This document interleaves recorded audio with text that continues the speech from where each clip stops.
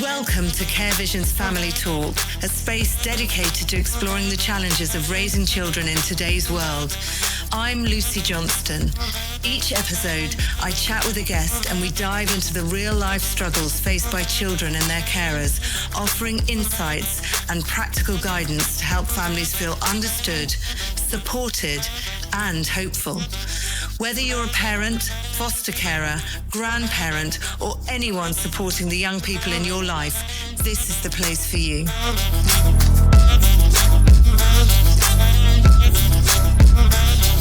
Welcome to Family Talk. I'm your host, Lucy Johnston, and today we're focusing on an issue that has sparked much debate in recent years: internet pornography. Research suggests the average age of first exposure is now around 9 or 10 years old, and a number of studies have linked compulsive porn use to difficulties such as anxiety, depression, social withdrawal, and even sexual dysfunction in teenagers. Some doctors are reporting seeing cases of erectile dysfunction in young men as early as in their teens, something once thought to affect only middle age. But this is also a controversial issue. Not everyone agrees on the scale of the problem or how to interpret the evidence.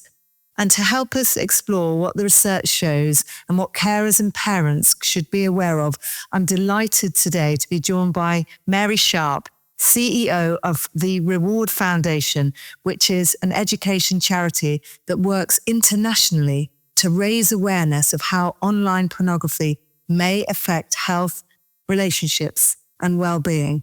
Mary, thank you for being here. My pleasure, Lucy. So, Mary, why do you think pornography has become such an urgent issue in discussions around young people today? Well, a lot of people, parents in particular, think pornography today is very like pornography of yesteryear, the type of pornography they may have watched when they were growing up, whether it was magazines or DVDs or saucy films of one kind or another. But the internet today has radically changed the access and the availability of all kinds of extreme material that just weren't available maybe 10, 15 years ago. And every year it's getting worse in terms of the amount that's available and the strength of the stimulation available. So evidence suggests children are being exposed at a younger age, often before secondary school, I've read. I think there was one UK survey that you shared with me that found that almost 2/3 of boys had already seen pornography by the age of 14. And internationally, studies are showing that the average age of first exposure is 9 or 10. Do you think that early exposure is significant or important? Oh, absolutely. And I think people forget that the adolescent brain, I mean, if we ever knew, but the adolescent brain is very, very particular and special. It's a period of accelerated learning driven by biology, because at puberty, which is kind of at the start of the adolescent period, the adolescent starts from about 11 up till the early to mid-20s.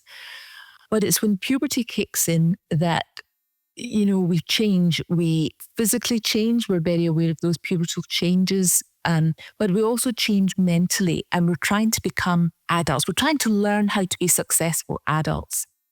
So the number one driver of biology after puberty is sex. So naturally, our digital natives are going to look to the internet to learn how to be great lovers, how to learn about sex, how to be successful adults. The only problem is porn doesn't teach them that. Porn is junk food to the brain, and it's like junk food compared to healthy, nutritious food in terms of the way it stimulates, or rather overstimulates, the brain. And it's that highly sensitive brain that, as I say, is in a period of accelerated learning. It's also, the adolescent brain is a fabulous time, when we were all young. We think back, that's when, we're deciding who we are as adults, or we're going to be as adults. We're risk-taking. We're risk-taking with all kinds of things, with boyfriends, girlfriends, with the internet, with their hair colour. with smoking, drinking, gambling, all kinds of things, because our brain is actually producing more of the neurochemical called dopamine, which is the go-getter neurochemical. We're also more sensitive to it. At the same time, we're also producing more natural opioids, which give us a bigger thrill and a bigger high from anything that we seek. So this critical period is driving us to try all kinds of things. We'll get more of a thrill, and it's strengthening the brain pathways, which, if we're not careful, can lead us to getting into addictive behaviours, whether it's drinking, smoking, drug abuse, certainly pornography and the internet in general. But also the mental health problems that can arise from that. Even if someone doesn't become fully addicted, the brain changes that come around from this constant novelty that's drawing us and attracting us is really detrimental to the developing young brain. How do we know this? I mean, is there evidence that the brain actually changes? I mean, a lot of people will say, this is an age when people are exploring their sexuality. What's the difference? Why is it damaging if it's increasing some chemicals? Oh, well, no, I mean, you can't hinder that. The damage comes from too much. It's too much of anything. If we eat too much junk food and don't do any exercise, we're going to put on weight, and that's going to cause, various physical problems as well as mental issues, possibly issues to do with relationships. But pornography is not giving us the type of nourishment we need. It's a complete overstimulation. We're talking industrial strength and industrial quantities of a supernormal stimulus. Now, we like pleasant things. We like to eat, highly palatable foods. And we like exciting, maybe gambling or, risk-taking. We enjoy that. But it's when it's too much that it's the problem. And what is too much? I mean, how would you know? Well, exactly. Well, every brain's different. So how much is too much? Because every brain's different, it's going to affect some people more than others. But if it's deleterious to your everyday life, if you're a 12 or a 13-year-old and you're sitting up till 2 or 3 in the morning watching porn on a screen, and you can't get up for school the next morning and you're falling asleep in the class, that's a problem. If you are, developing body dysmorphia, negative body image, because you think your puny little body at 12 or 13 doesn't compare to somebody who's all muscly and overdeveloped due to chemical enhancement, then that's going to affect your self-confidence in relationships. It's also the case that because the brain, as I mentioned, these neurochemicals are strengthening the pathways that make this the first port of call. As soon as you're feeling anxious or depressed or bored, you're going to go thrill seeking. And for digital natives, that's the internet. And because sex is the number one driver biologically of, around this time of puberty, then that is pornography they're going to go to. They're not going to learn the interpersonal skills of how to chat someone up, eye-to-eye contact, how to deal with conflict, how to deal with rejection. We've all got to deal with rejection. But if you don't learn how to cope with those in a personal way, and you always just take the easy road out by going to the internet for your jollies, so to speak, then you're not going to develop healthy relationships as an adult. Understood. And is there any evidence that the way the brain develops, the sort of neurological pathways, is actually affected by porn addiction, as we've seen with other forms of addiction? Or is the science sort of too early, really? Oh, no. There are at least 60 research papers and studies, including large-scale reviews, that metadata that show that it physically changes the brain. There's lots of fMRI scans that show the brains of people who are, hooked on porn, matching those of people who are hooked on cocaine, for instance. It's the reward system of the brain that lights up. And it's the reward system that produces this dopamine and the opioids. And whereas heroin and cocaine are artificial stimulants that hijack the natural pathways in the brain towards reward that are good for survival and healthy development. Pornography is also an artificial supernormal stimulus that overstimulates the brain. And there's ample evidence. I mean, there've been, since the internet became widely available from around 2006, 2007, maybe 2008, steadily year on year, the increase in people developing problematic pornography use, whether it's full-blown addiction or it's just sexual conditioning, which already causes things like erectile dysfunction in young men and lots of problems in young women too, then it's clear that it's the internet that's driving that.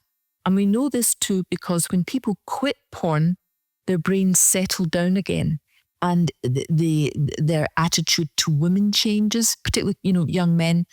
They become less aggressive. They become more compassionate. They become the young heroes everyone wants them to be and they themselves want to be, and not the aggressive young men that they're often accused of being. Is there something peculiar or different about the effect?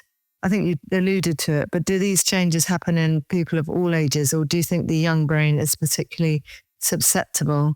Oh no, definitely the young brain. As I said, during the period of adolescence, this is a period of accelerated learning. The brain is producing more dopamine, more opioids, strengthening those brain pathways so that by the time a person reaches, mid-20s, the brain has pruned back. The brain produces, billions of nerve cell connections, and the ones it uses most often become strengthened and integrated.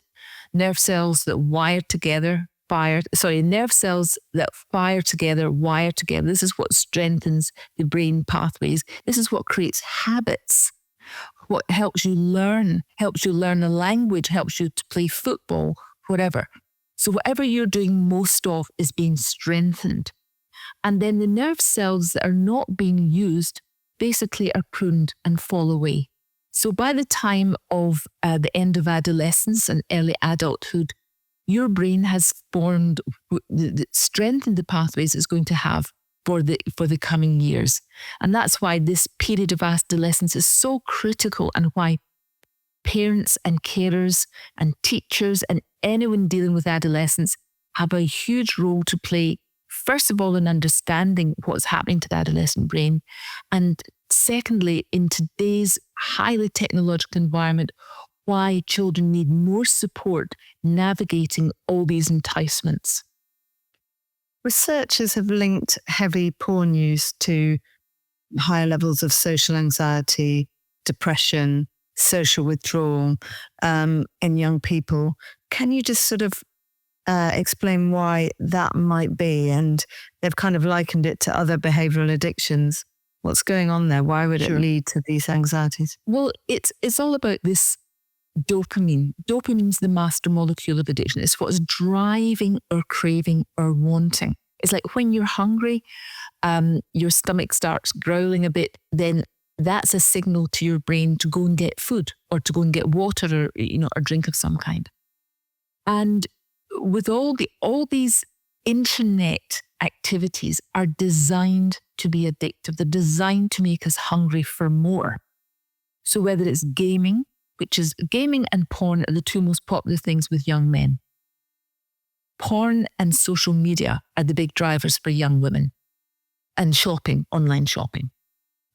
So these are all happening in the reward system of the brain. So this, when you look at something on your smartphone or on the internet in general, and you see something you want, and it looks like it's really available for you, and companies are making it so easy for you to have that and have instant gratification, that means you are going to go after it. Now, adolescents haven't a developed prefrontal cortex. If you think of the brain in sort of two parts, there's the emotional brain that we absolutely need. That helps us stay away from dangers. It drives us towards good things that are useful for our survival and for our benefit.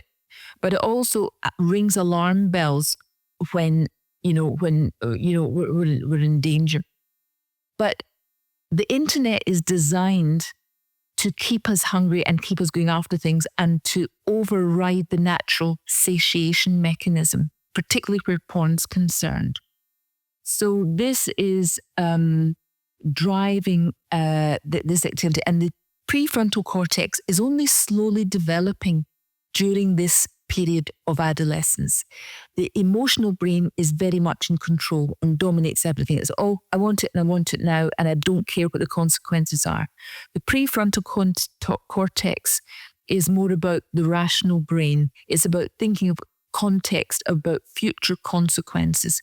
If I stay up till 2:00 gaming and watching porn and I don't do my homework, and I do that every night, well, I'm not going to pass my exams, and I'm not going to get into college, university. I'm not going to get a job. The prefrontal cortex is the bit of your brain that says, time to go to bed, get a good night's sleep, or do your homework and then play games for a little while. But that part of the brain is so underdeveloped, particularly if you're dealing with 13 and 14-year-olds.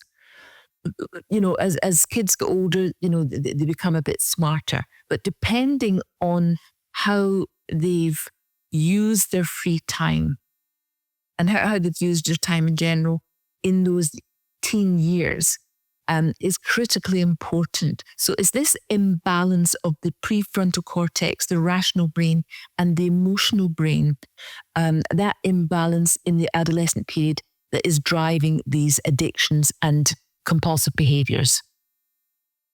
And there's research that you shared with me suggesting that heavy porn use is kind of linked with depression and anxiety and this social isolation. So what kind of problems are most commonly being reported? What are you seeing on the ground and at the charity?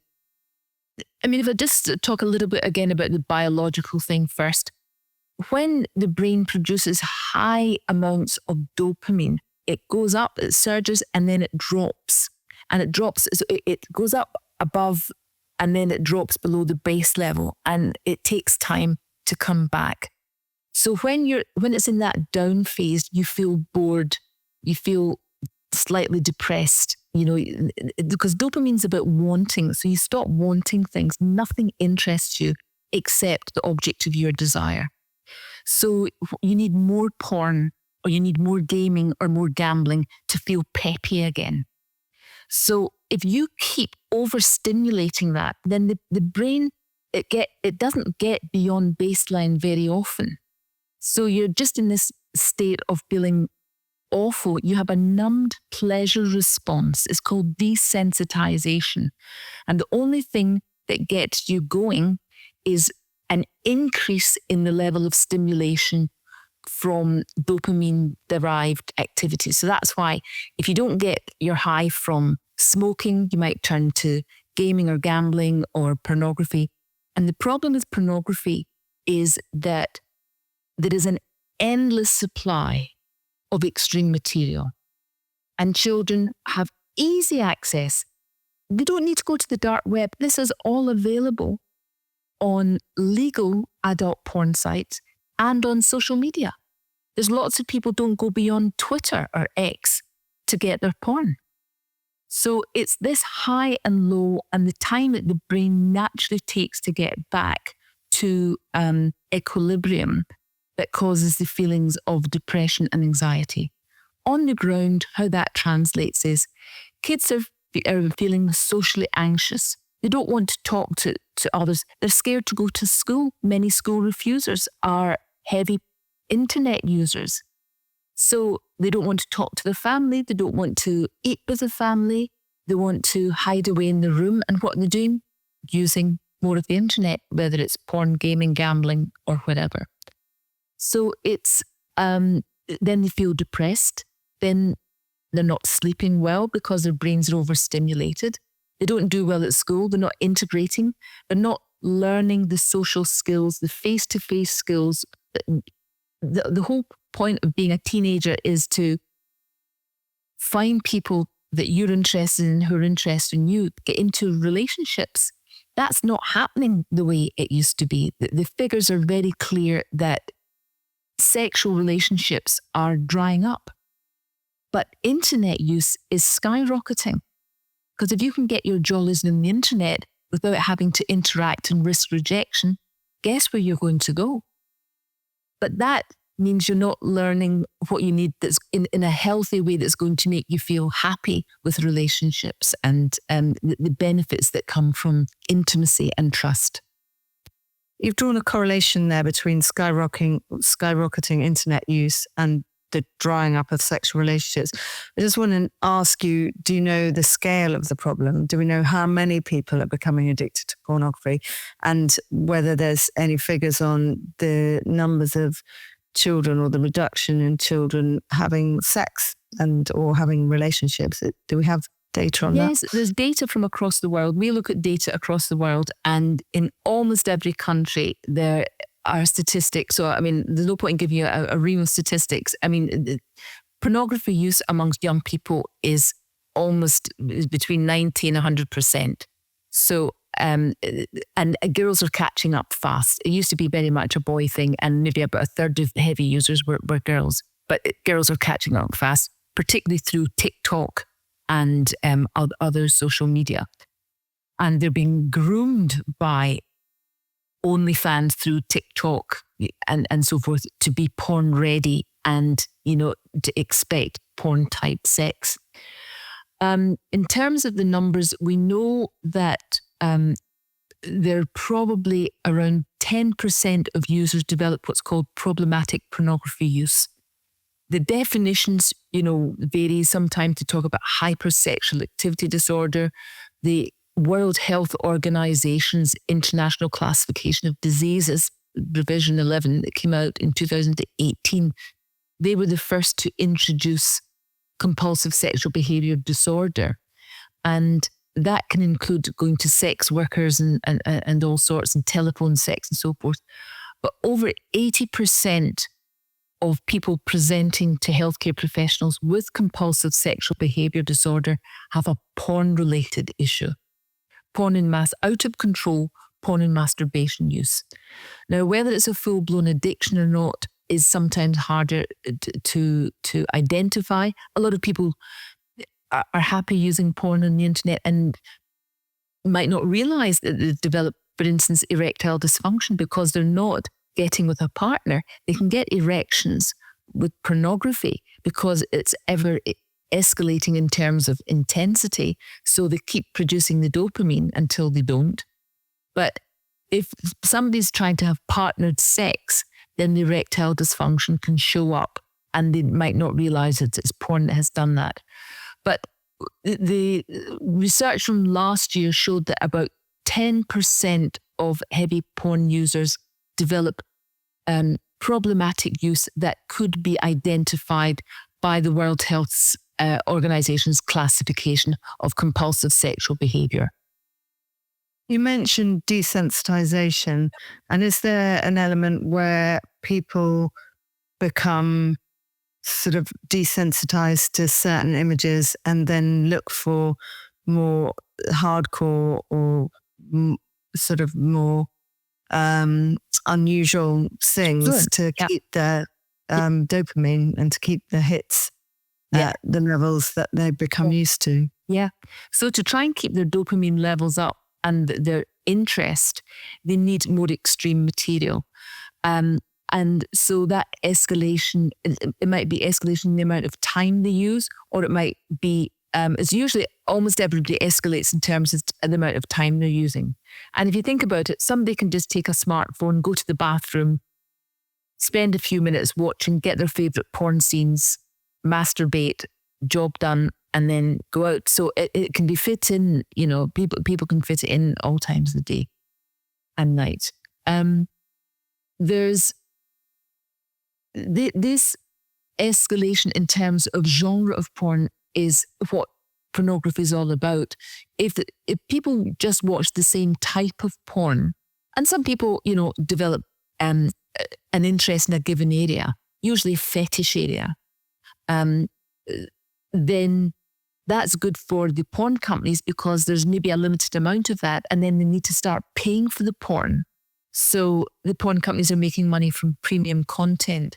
But people can switch. I mean, people have maybe 20, 30, 40 tabs open at a time, and they switch from one tab to the next, constantly changing, constant novelty, and it keeps their dopamine up.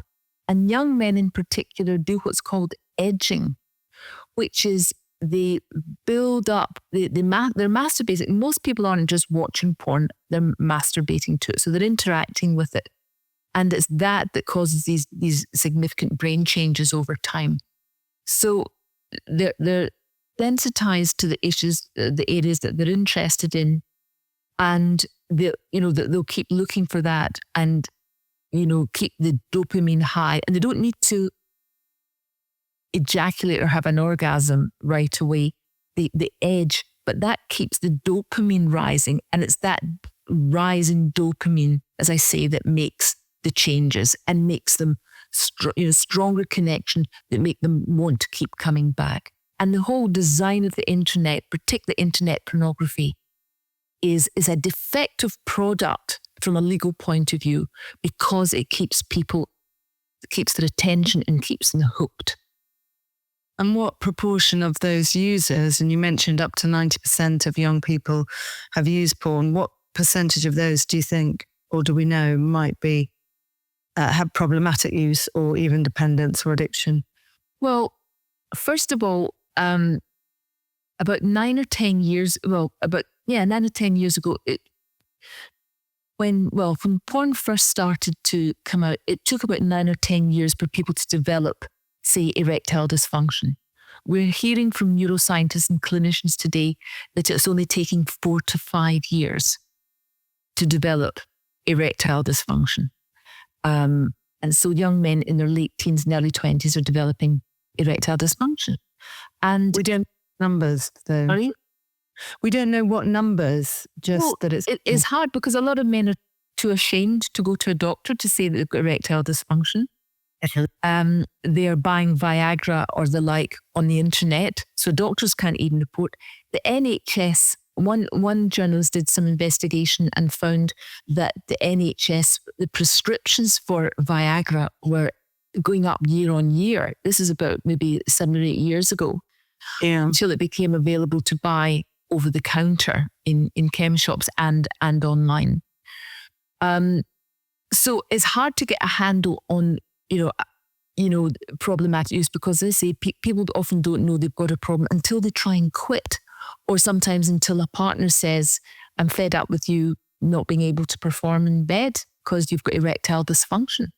And they don't realize it's maybe the porn that's doing it. And sometimes if someone has used porn for a long time and they're really addicted, even Viagra doesn't work. It stops working. And because it's not about getting blood to the penis, which is how these medicines operate. It's about the desensitization. It's the nervous system, not the blood system, the nervous system that breaks down.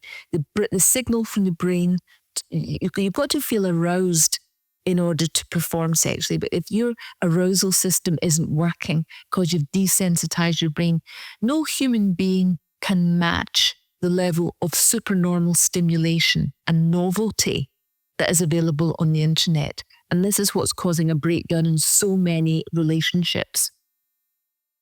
Do you think health professionals are always picking up on this? Are they aware and recognizing what's going on? Or do you think they sometimes diagnose erectile dysfunction without actually looking into what could be behind it? Yes, on all of those points.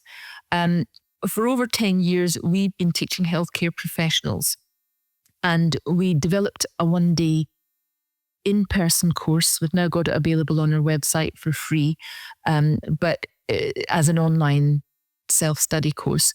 But we were seeing hundreds of healthcare professionals who had no idea that porn could cause erectile dysfunction or depression or even be a contributing factor in, domestic violence, sexual strangulation, and a whole load of other mental, physical, and relationship problems. One of the reasons is that the porn industry has actually been very successful in keeping this key information about the health risks that porn causes out of the mainstream media. So I'm very grateful to you for actually giving me the opportunity to discuss this. They might argue, just to kind of be fair, they might argue that the evidence isn't clear, and they might argue that they're not doing that. But from your perspective, you're saying that this is a deliberate attempt to try and keep this sort of under wraps, rather. This is very much a deliberate, and our charity has produced 2 key papers on the pornography industry's campaign. We have been attacked for over 10 years by pornography industry associates to shut us up. They have tried all kinds of defamation, very nasty attacks, not just on us, but on other educators who say that porn is a health risk. And this is a well-known and well-trodden field in with big companies who produce addictive substances, just like big tobacco back in the day, when the link between smoking and lung cancer was beginning to emerge in the research.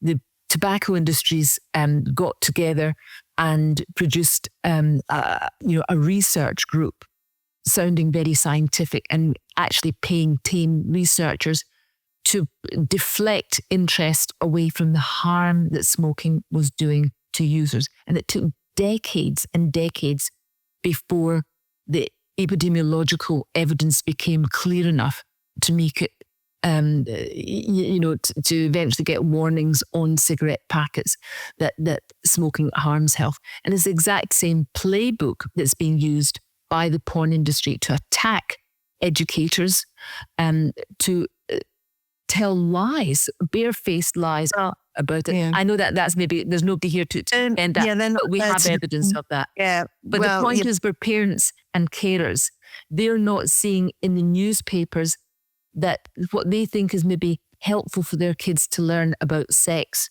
or if they're watching porn, they're not having sex and they're not getting pregnant. And that might be a parent's interest. But as one journalist said, instead of it used to be you would teach kids how not to get pregnant. Today it's how not to strangle one another. Yes, that's the difference. And that has been one of the things that you've noted that is in the research, that is this increase in reports of strangulation, rough sex, and other forms of sort of violent sex. Is that, do you think, supported by the evidence, and is that linked to pornography? Oh, it's totally linked to pornography, and yes, there's plenty of evidence for it. I mean, you've got the Burton report that came out earlier this year has lots of evidence from clinicians, from nurses, from police officers, from all kinds of different organizations, just noting how much of an increase in sexual strangulation there has been. And there's a huge amount amongst children. Child-on-child sexual abuse is at an all-time high.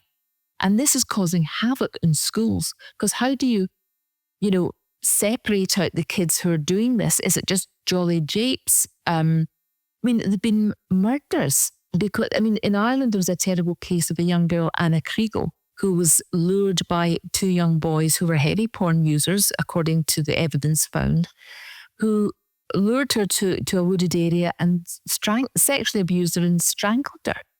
So now that you might say that's a one-off. Well, it's not, because the National Crime Agency itself has indicated that the biggest rise in child-on-child sexual abuse is coming from those who are under 18.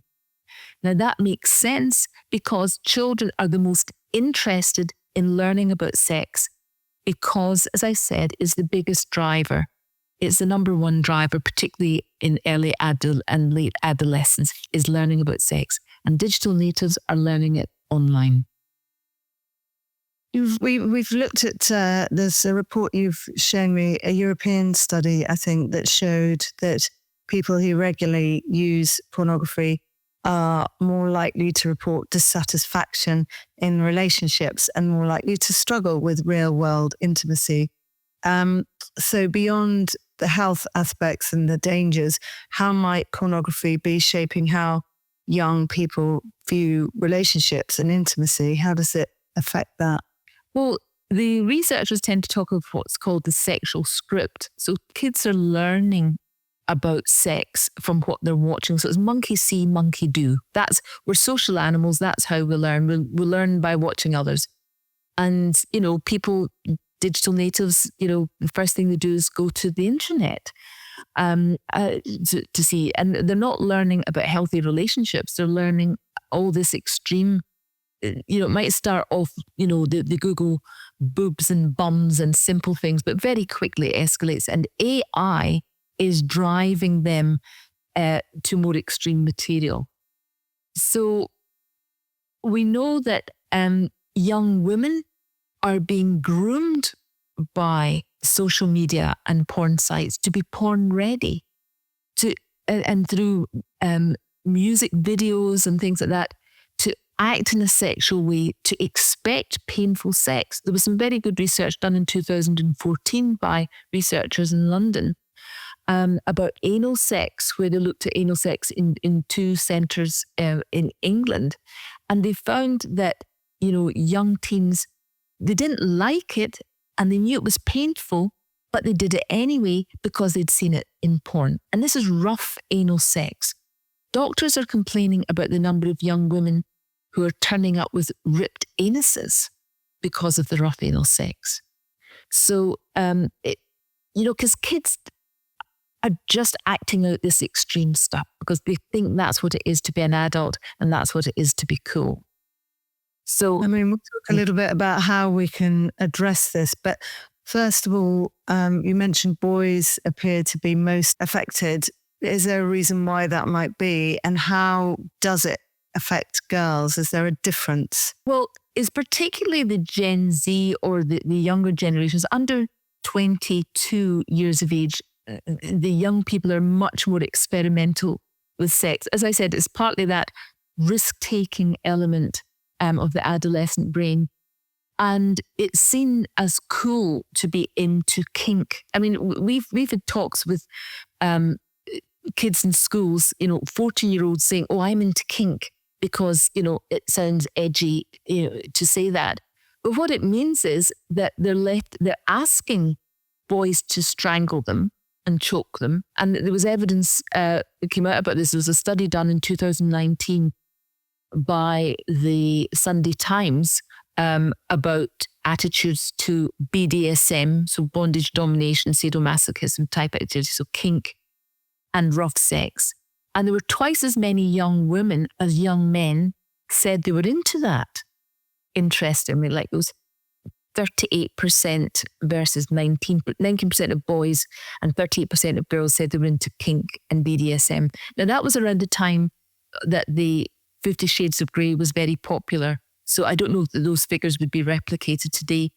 But girls are being groomed to think that they get a bigger sexual high if they restrict the air passages. But what they're also not realizing, it is not just restricting the air pathways, it's the blood pathways to the brain and the return of the brain. And that can cause blackouts. It can undoubtedly cause damage to the brain, and even in worst case scenario, stroke or death. There've been several very sad cases, of people ending up dead from sex games like that. According to the Burton report, strangulation has become a sexual norm. And as a result, there are amendments being tabled this week, in fact, in Parliament to the Crime and Policing Bill, which will mean that possessing or publishing porn featuring choking or strangulation or suffocation will become a criminal offence in the UK. So it's mainstream because it's seen as being liberated, as being, edgy. But what we're not teaching or what is not being taught through porn is it is highly risky and very dangerous for some. Now, but this means that in criminal cases where consent is concerned, young men are saying, but she asked me to strangle her. And they genuinely believe the girl wants to be strangled. Now, a young man shouldn't be doing that, but if he thinks that's what the girl wants, he'll go with it. And the girl thinks that the guy will like me because I'm really being open and I'm edgy and will, scream better, when we're having sex. So there's this gap in what people think is the cool thing to do and the actual medical and even legal implications of these extreme sexual adventurous behaviours. So people can experiment if they want, but you really should be informed so that you can make legitimate decisions. Yeah.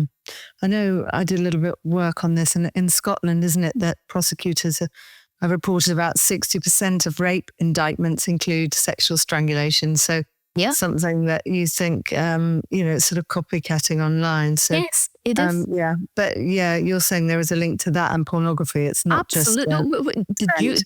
If I may ask, did you grow up asking to be strangled by your first or second boyfriend? I've never heard of it, but you could say, well, as trends happen, but you're saying that this has happened because of pornography, and there can not be in any other. Yeah. And you can't consent. I mean, the domestic violence bill has been introduced, to show that you can't make a defence.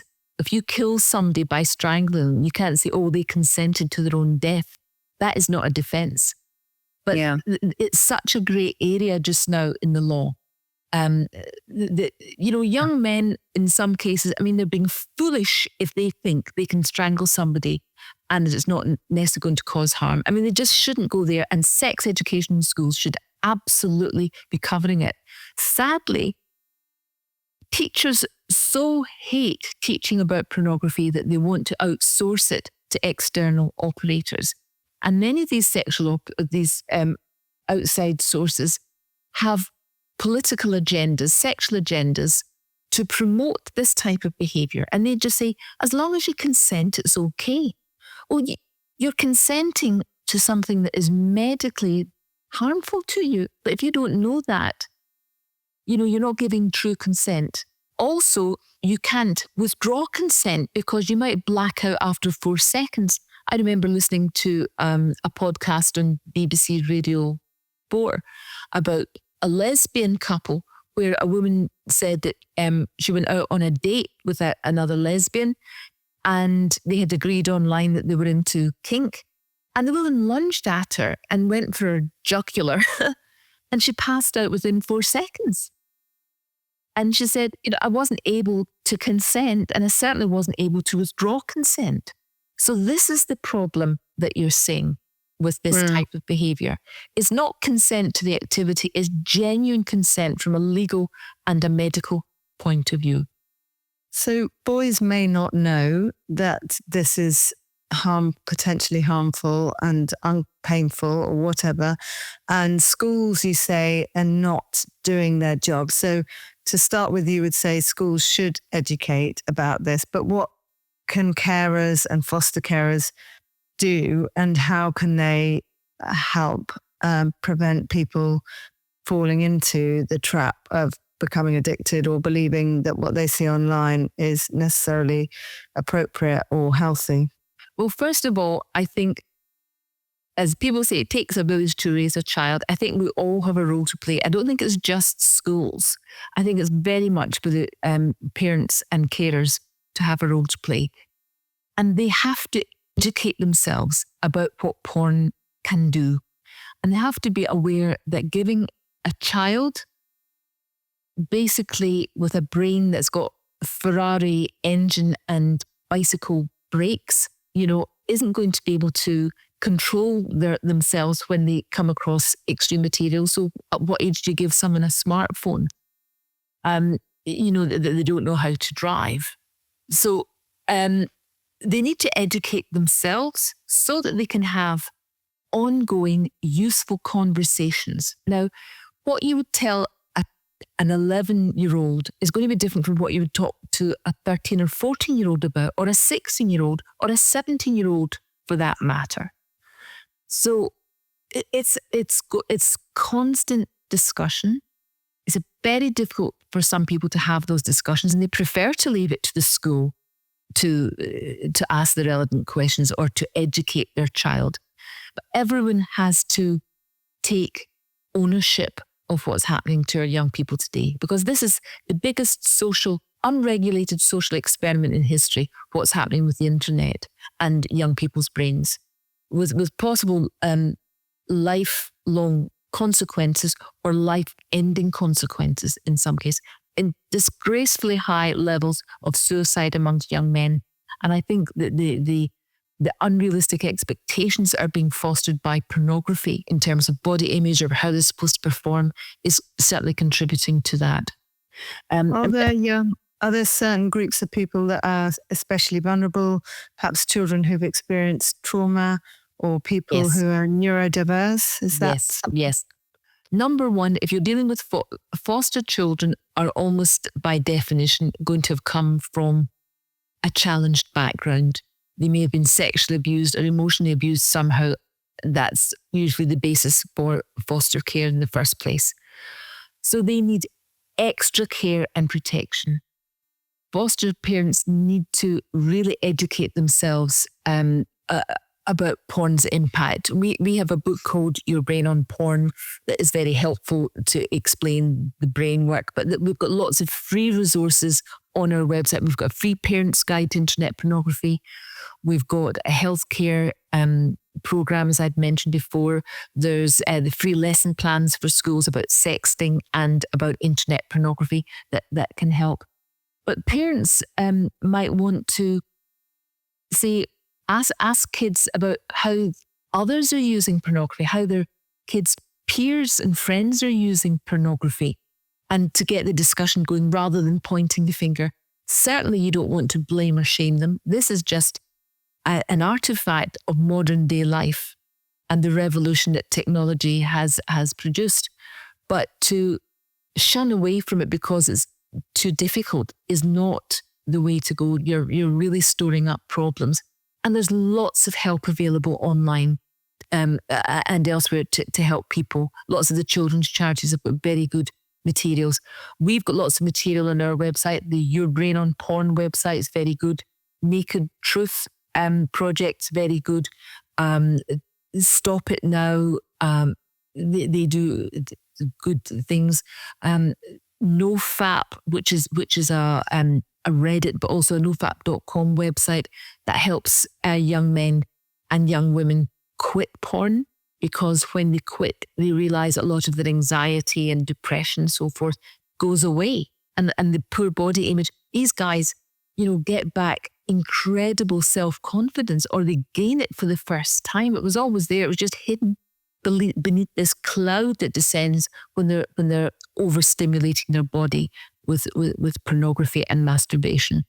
How can families and carers distinguish between what might be seen as typical teenage behaviour and porn addiction? So what are the warning signs?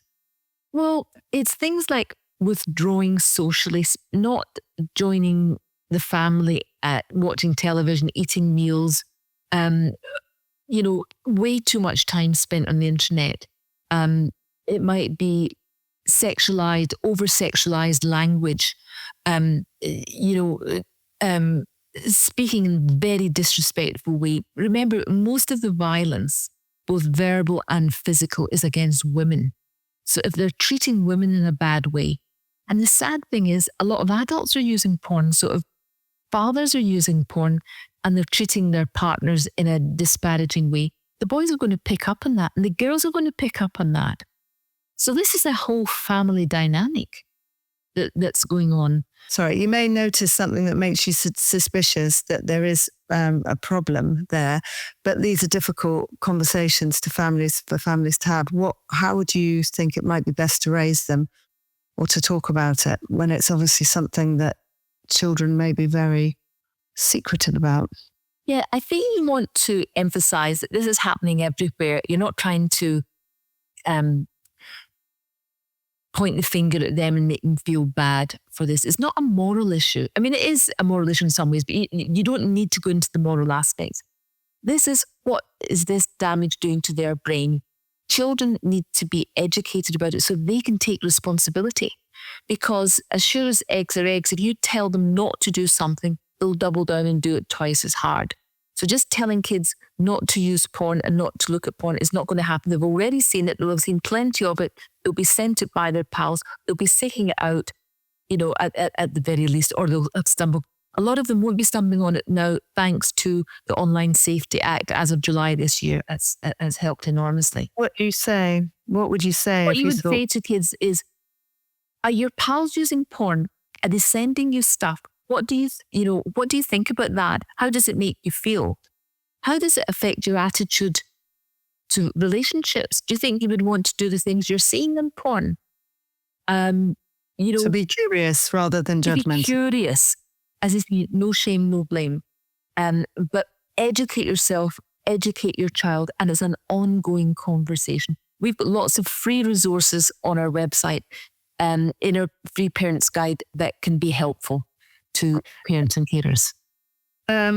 How long does it take for the brain, or can it reset after prolonged porn use or porn addiction? Well, how long?